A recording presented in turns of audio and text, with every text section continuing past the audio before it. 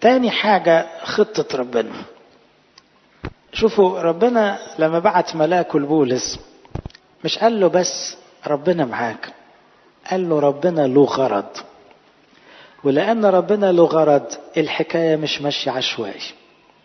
الأزمات بتخلي الواحد يحس ان الدنيا دي ملهاش صاحب. لا، الدنيا دي ليها صاحب، ومفيش حاجة عشوائية أبدا. في ضابط الكل، في مدبر كل شيء، في غرض من كل ما يحدث لأولاد الله. قال له شوف، ينبغي أنك كما شهدت في أورشليم تشهد في روما أيضا. هتوصل لروما، يعني هتوصل روما. ليه؟ ده عشان خاطرك هنجيب لك المساجين والسجانين وبتاع، إنما أنت بالذات ما ينفعش تغرق بيك المركب دلوقتي لسه. ليه؟ في خطة، في هدف عند ربنا، في بلان. نيرون يخطط ايه، بتوع اورشليم يخططوا ايه، البحارة يعكوا في ايه، ربنا له خطة تاني.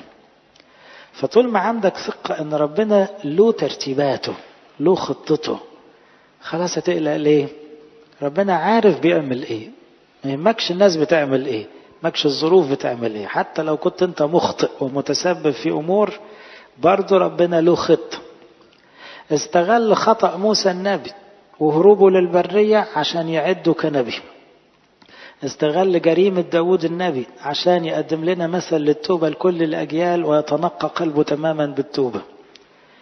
استغل كل اللي بأخطأنا لمصلحة البشرية ولمصلحتنا. إذا ربنا له خطة، الحتة دي مريحة. مهما الأزمة تعقدت في خطة إلهية، والخطة دي دايما خير. الخطة دي خلاصك وخلاص اللي حواليك. ربنا ملوش هدف غير كده، انت تخلص واللي حواليك يخلصوا، ودي اجمل نتيجة كلنا نتمنى نوصل لها. مفيش حاجة اسمها صدفة عندنا.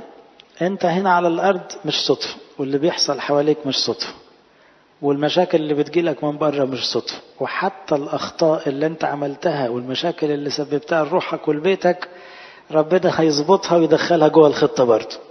فمفيش حاجة عشوائي ابدا. الشطارة في الأزمة إنك عينك على ربنا تكتشف حضوره. 2، تفضل تقول لتكن مشيئتك. أنت يا رب ليك مشيئة، أنا مش فاهمها ومش عارفها، لكن أنا متأكد إنك ليك غرض. اللي بيحصل ده لازم وراه حاجة.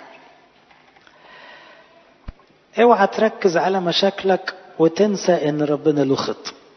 ما تغرقش في المشكلة والأزمة وتنسى إنه في بلان، في خطة، والخطة هتمشي لأن ربنا له قصد أهم من قصدك.